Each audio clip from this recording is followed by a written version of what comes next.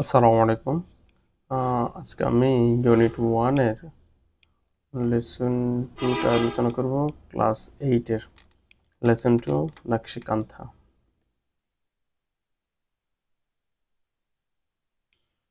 আচ্ছা, কিওয়ার্ডস এই লেসনের যে মূল যে শব্দগুলো সেগুলো হচ্ছে কোয়াইল্ট। কোয়াইল্ট শব্দের অর্থ হচ্ছে লেপ, কম্বল, কাঁথা সবই বলা যায়, ঠিক আছে। আর্টিস্টিক শব্দের অর্থ হচ্ছে শৈল্পিক, মানে শিল্প, যেমন এটা একটা artistic pattern. Clear? Commercially means হচ্ছে বাণিজ্যিকভাবে, ট্রেডিশনাল ঐতিহ্যগত, ডিমান্ড চাহিদা, প্যাটার্ন শব্দটা হচ্ছে নকশা। ক্লিয়ার? আচ্ছা, তাহলে বলছে হচ্ছে look at the picture and questions. এই পিকচার এবং কোশ্চেনগুলো দেখাতে বলছে, then ask and answer questions with your partner. পার্টনারের সাথে কোশ্চেনগুলো আস্ক প্রশ্ন করতে বলছে এবং উত্তর দিতে বলছে। আচ্ছা, বলছে হচ্ছে what do you see in the picture, ছবিটাতে কি দেখতেছো? হোয়াট ইজ ইট কল্ড, এটা কি বলে? Have you seen it before? Where? What do you do with ইট?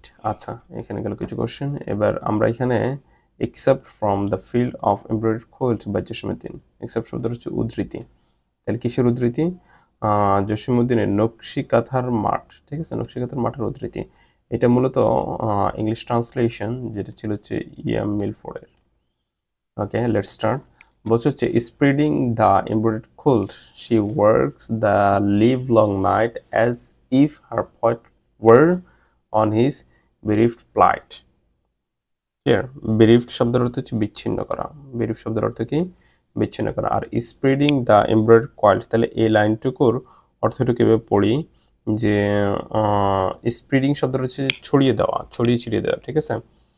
তাহলে নকশি কাঁথায় বিছিয়ে, ঠিক আছে, এটা ব্যাপারটা লাইনটা ভেবে বলবো যে এমব্রয়ডারি কোয়েল্ট মিন্স হচ্ছে যে নকশি কাঁথা, নকশি কাঁথা বিছিয়ে she works the live long night, সারা রাত সে সেলাই করে বা সারা রাত সে কাজ করে, সারা রাত সেলাই করে।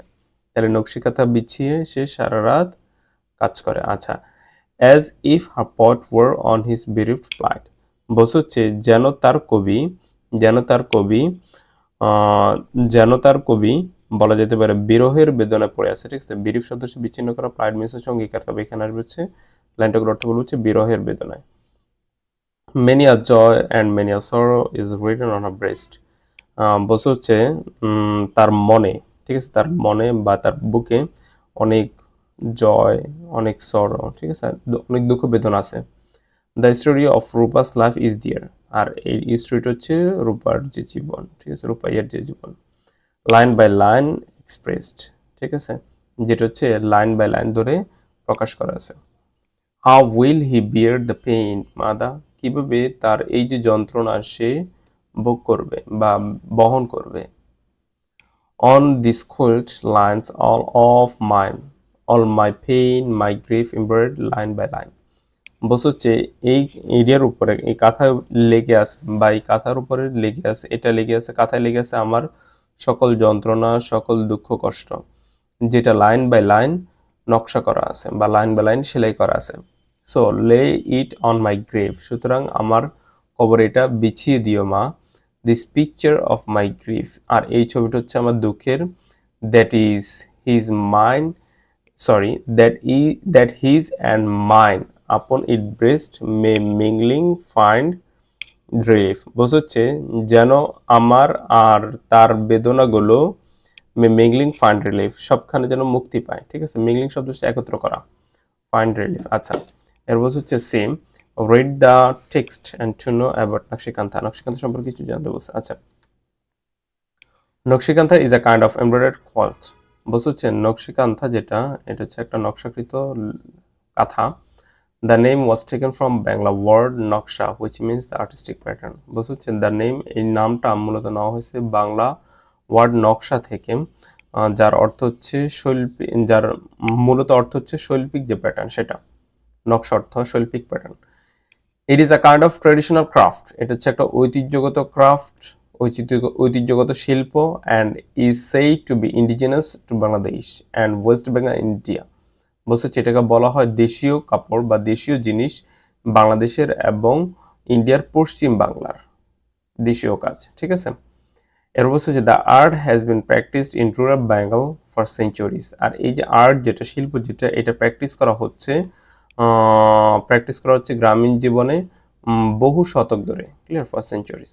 The name nakshikantha became popular after the poet জসীমউদ্দিন's poem নকশিকান্থার মাঠ ওয়াজ পাবলিশড ইন 1929।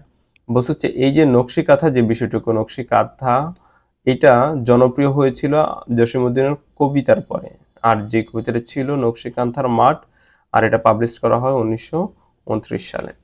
এর বলছে হচ্ছে traditional kanthas are made for family use. ঐতিহ্যগত যে কাঁথাগুলো এগুলো হচ্ছে পরিবারের ব্যবহারের জন্য তৈরি করা হয়। Old or new cloth and thread are used to make this কোয়েলস।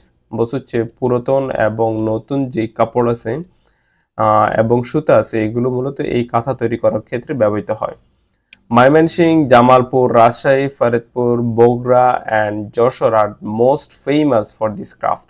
তাহলে ময়মনসিংহ, জামালপুর, রাজশাহী, ফরিদপুর, বগুড়া এবং যশোর এগুলো হচ্ছে এই শিল্পের জন্য বিখ্যাত। Now it is produced commercially.